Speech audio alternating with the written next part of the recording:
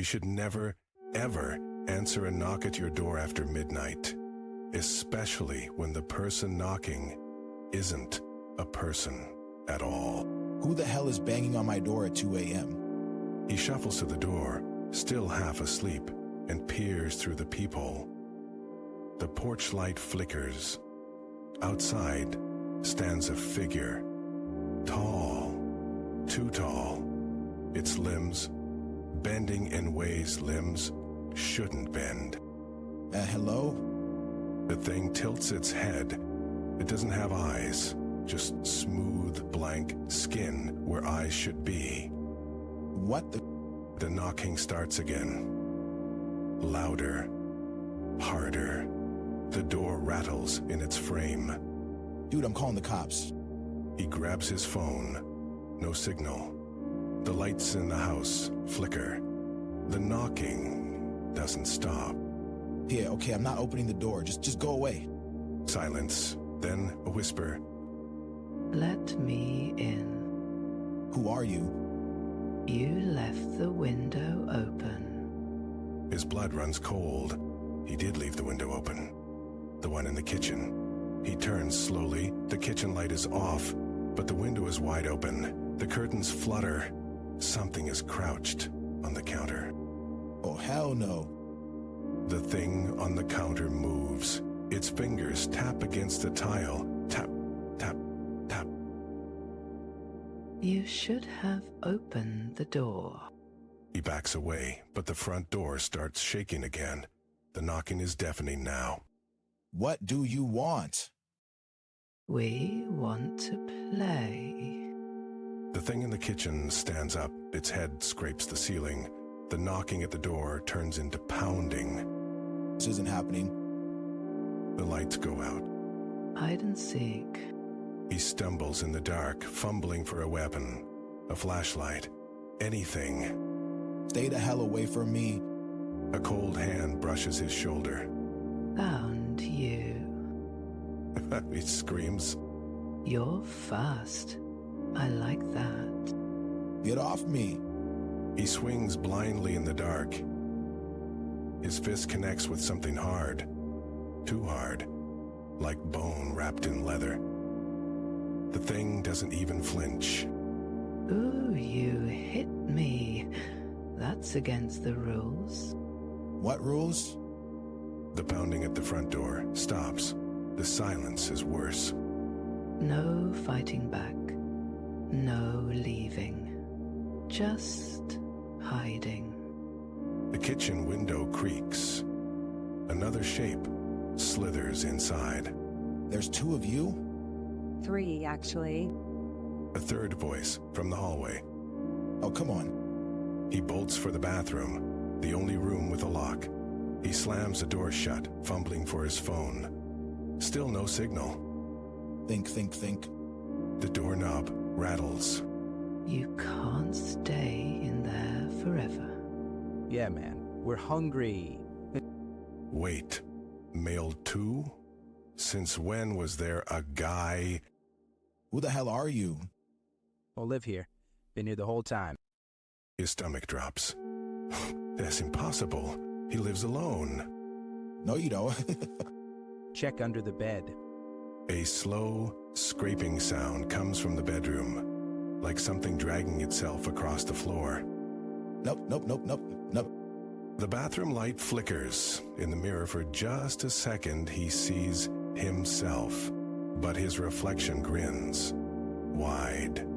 Too wide. Too late. The door bursts open. Hello? No answer. The kitchen window is closed. The front door is locked. His phone buzzes. Signal restored. What the hell was that? He exhales, rubbing his face. Maybe he imagined it. Maybe stress got to him. But then, a whisper from the hallway closet. Next time, we won't knock. The closet door creaks open. Just a crack. Just enough to see fingers curling around the edge. Oh, you've got to be kidding me. He grabs his keys and bolts out the front door. He doesn't look back. He doesn't stop running. ... And somewhere in the dark of his empty house, something laughs. You should never, ever answer a knock at your door after midnight. But I did. And now, the thing outside won't stop smiling at me. Who the hell is knocking at this hour? I shuffled to the door, half asleep, and peered through the peephole. Nothing but darkness. Then, click, the porch light flickered on. Whispering from outside. Let me in. Her voice was wrong, too smooth, like honey poured over broken glass. Who are you? You left the light on for me. My blood turned to ice. The porch light had been off. I knew it had been off. Lady, I'm calling the cops. Suddenly serious. Open the door, or I'll open it for you. The doorknob rattled. Not like someone was twisting it, like something was pulling it from the other side. Screw this. I slammed the deadbolt shut and backed away. That's when I heard it. A wet, slithering sound from the kitchen. Well, around inside the house, you really shouldn't ignore guests. I spun around. A man stood in my kitchen, dripping black water onto the tiles. His grin stretched too wide, like his face had been split open. How the hell did you get in here?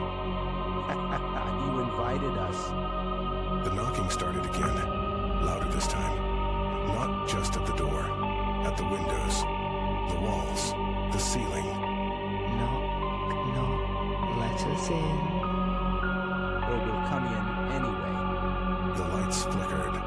Shadows pooled at their feet, stretching toward me like hands. What do you want? Whispering now, right behind me. Here. I bolted for the back door, but it was already open. Outside, the streetlights were dead, and standing in the middle of the road under the moon were dozens of them. All smiling. All waiting. It just makes it more fun. I didn't stop. I couldn't. Because the worst part, their smiles weren't the same. Some were too wide, some were too sharp, but one was mine. This isn't happening. Oh, but it is. It. But it is. And then the streetlights came back on, the road was empty.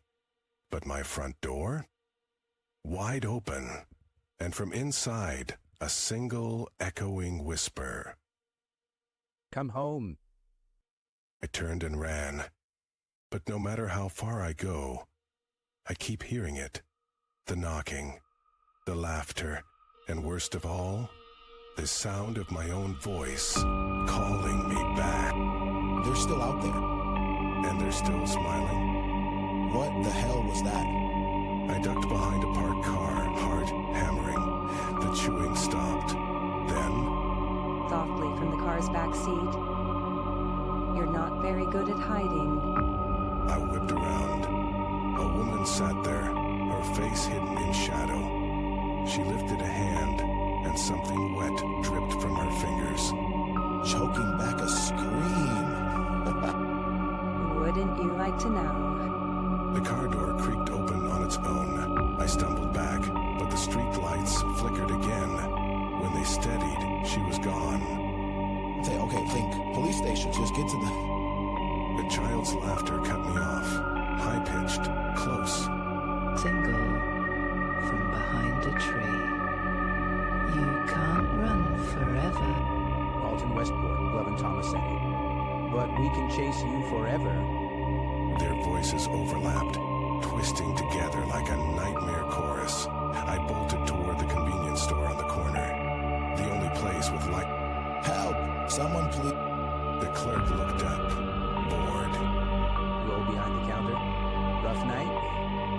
Same smile, same two white eyes.